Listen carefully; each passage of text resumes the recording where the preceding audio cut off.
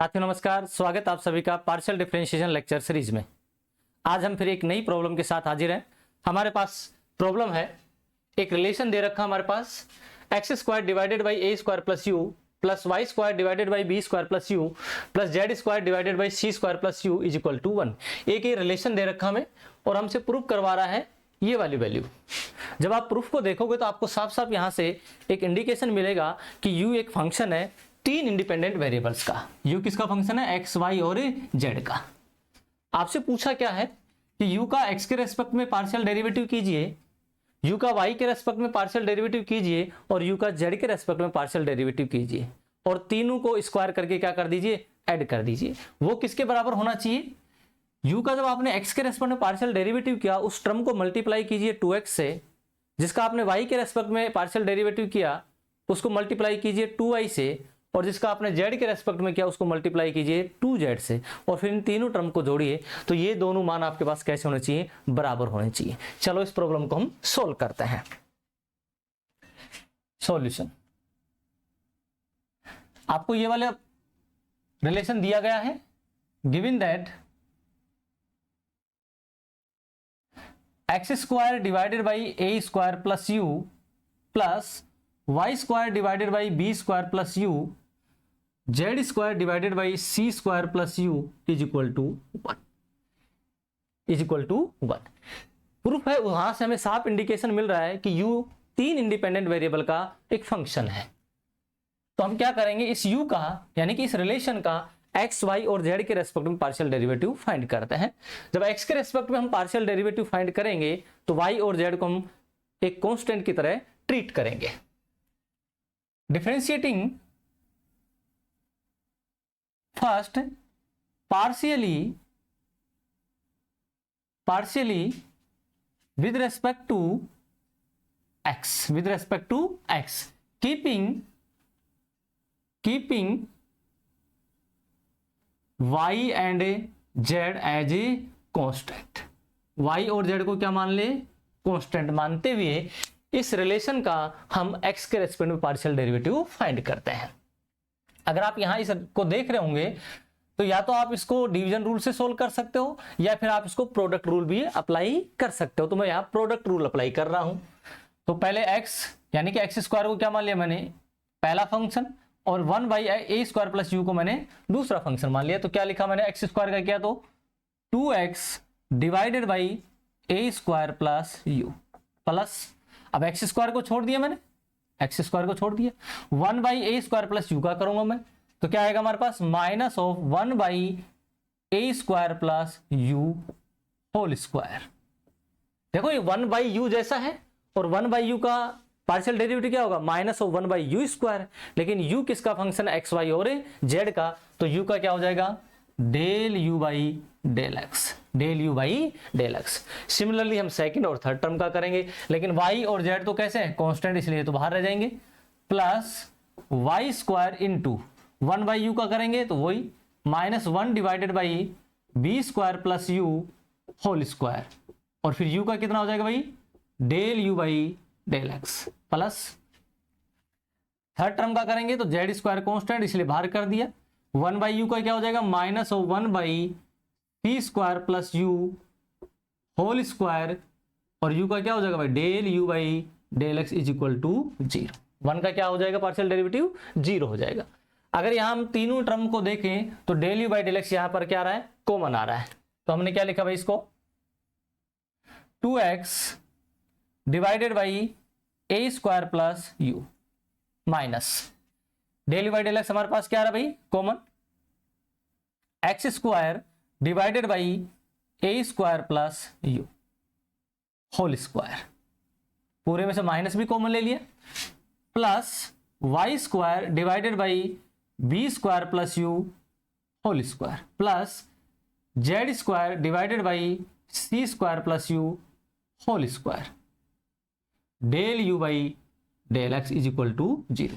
अगर हम according to proof चले तो प्रूफ में साफ साफ कह रहा हमें किसकी वैल्यू चाहिए? Del you by del x की। तो यहां से हम del you by del x की वैल्यू फाइंड कर लेंगे, फिर हम उसका क्या करेंगे भाई? स्क्वायर करेंगे। तो यहां से अगर आप del you by del x की वैल्यू फाइंड करोगे तो क्या मिलेगा आपको? Del you by del x is equal to यानी इसका पक्षांतरण करके उधर ले गए आप राइट साइड में, तो माइनस क्या हो जाएगा पॉजिटिव, और इस पूरी टर्म से इस पद में क्या कर दिया आपने डिवाइड कर दिया, तो क्या मिला आपको 2x divided by A square plus u, और होल डिवीजन में क्या आ जाएगा भाई x square divided by A square plus u whole square plus Y square divided by B square plus u whole square plus z square divided by C square plus u whole square. इसको मैंने दे दिया equation number 2। क्या दे दिया भाई equation number 2। आप proof को देखिए, del you by del x का आपको क्या निकालना है होल स्क्वायर। सिमिलरली आप क्या फाइंड करोगे del you by del y square और del you by del z square. लेकिन आप एक बार फंक्शन को देखिए, अगर मैं एक्स वाई जेड में और एबीसी में सिमेट्री अप्लाई करता हूं, यानी कि परम्यूट करता हूं एक्स वाई जेड और एबीसी को, तो उस स्थिति में इस फंक्शन की वैल्यू में कोई परिवर्तन नहीं होता है। तो यानी कि बाई सिमेट्री आप अगला रिलेशन लिख सकते हो। Similarly by symmetry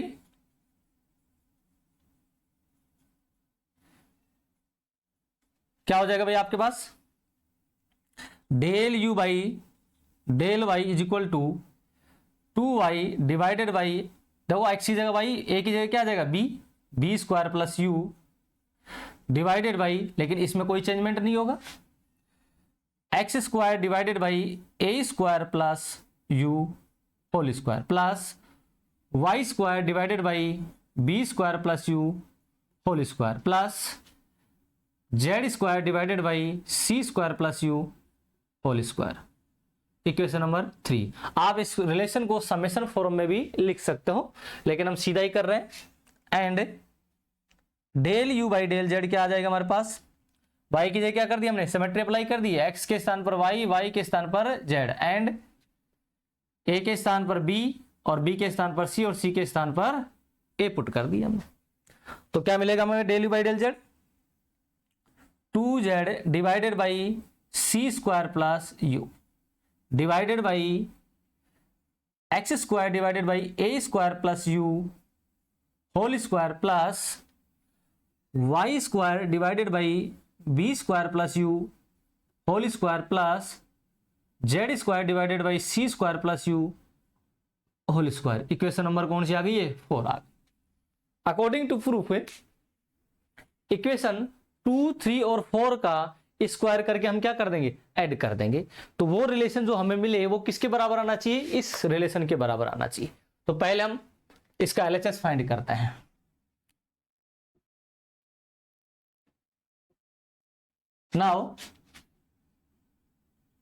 now squaring equation 3, 4, 2, 3 and 4 and then adding. Now squaring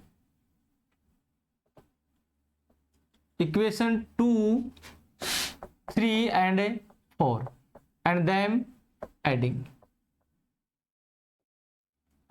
उसके बाद हमने क्या कर लिया, समीकरण 3, 4 और 2, 3 और 4 का वर्ग करके क्या कर दिया जोड़ दिया। तो एलएचएस तो क्या आएगा भाई हमारे पास del you by del x whole square del you by del y whole square और del you by del z whole square is equal to.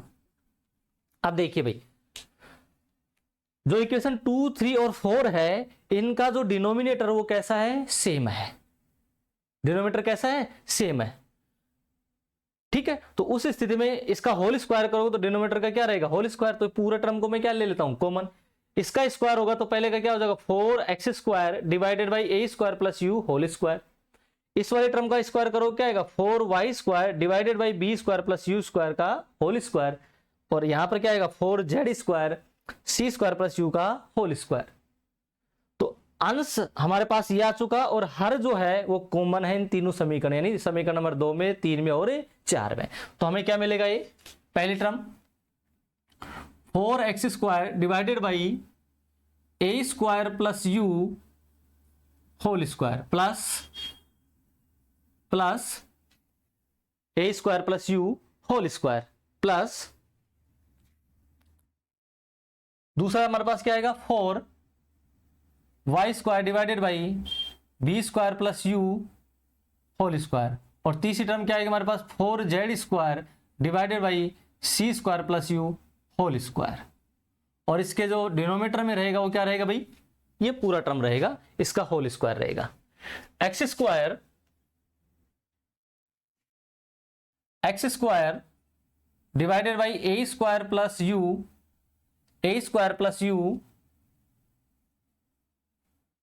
Whole square plus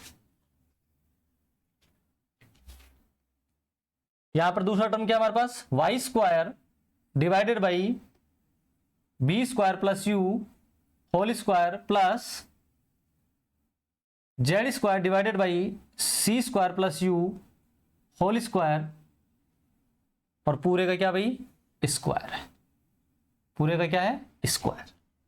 ठीक है, यानी कि इस टर्म का, तीनों टर्म का आपने स्क्वायर करके क्या कर दिया, ऐड कर दिया आपने। ठीक है, अब अपना रिलेशन देखिए भाई क्या लिखा हुआ है, यहां से 4 आपके पास कॉमन आ जाएगा,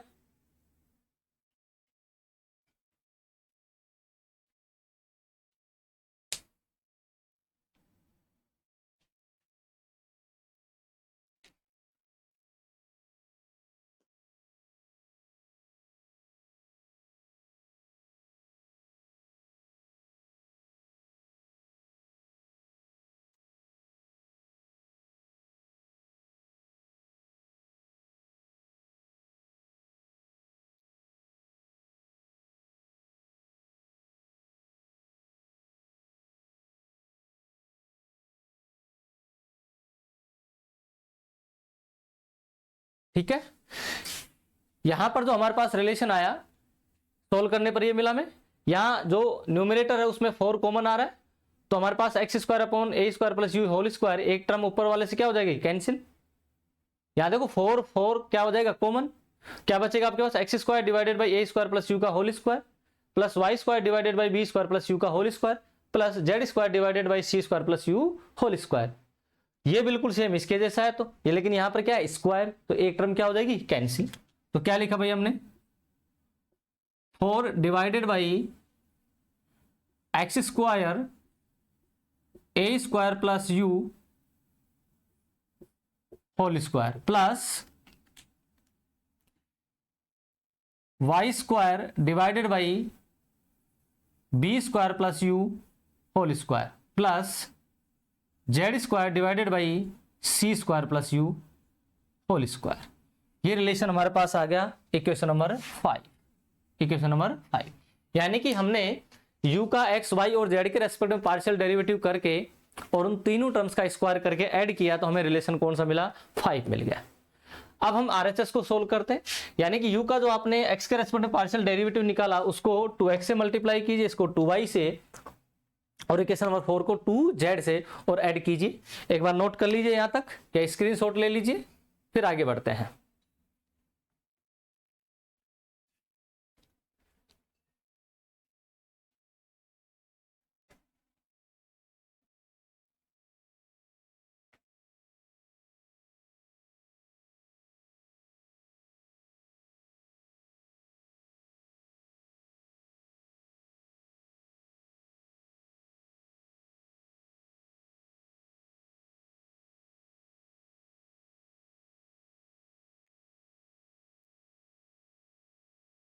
नाउ इक्वेशन 2, 3 और 4 को according to proof 2x, 2y और 2z से क्या करते हैं, मल्टीप्लाई, और तीनों को क्या करते हैं, ऐड करते हैं।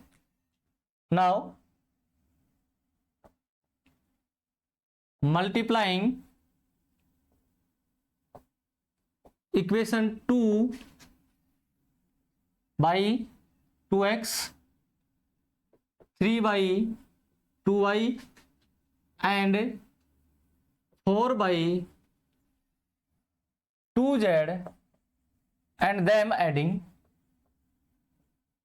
यानी कि जो समीकरण हमारे पास 2, 3 और 4 है, इसको 2x से, इसको 2y से और 2z से मल्टीप्लाई करके क्या कर रहे हैं, जोड़ रहे हैं। तो LHS क्या आ जाएगा हमारे पास, 2x del u by del x, 2y del u by del y और 2z del u by del z is equal to, देखिए भाई 2 से मल्टीप्लाई कर रहा है, तो यहां पर देखो क्या आएगा हमारे पास, 2x square a square plus u, 2y से मल्टीप्लाई करेंगे 4y square b square plus u, और यहां मल्टीप्लाई करोगे तो क्या आएगा 4z² c² प्लस u, और डिनोमिनेटर तीनों का कैसा है, सेम है, तो क्या मिलेगा हमें 4x² divided by a² plus u, 4y² divided by b² plus u, और 4z² divided by c² plus u, और तीनों का डिनोमिनेटर कैसा है भाई, सेम है। तो क्या मिल जाएगा हमें x² divided by a² plus u whole square plus y² divided by b² plus u whole square plus z² divided by c² plus u whole square. ठीक है, यहां से हम 2 कॉमन ले लेते हैं, तो 2x del u by del x plus y del u by del y plus z del u by del z is equal to, यहां न्यूमरेटर को देखिए, पूरे में से क्या आ रहा है हमारे पास 4 कॉमन आ रहा है, तो 4 बाहर आ जाएगा, क्या बचेगा x² divided by a² plus u, y² divided by b² plus u, और z² divided by c² plus u। इसकी वैल्यू हमें गिवन है, कितनी है, इसकी वैल्यू 1 है। तो हमने क्या लिखा है इसको,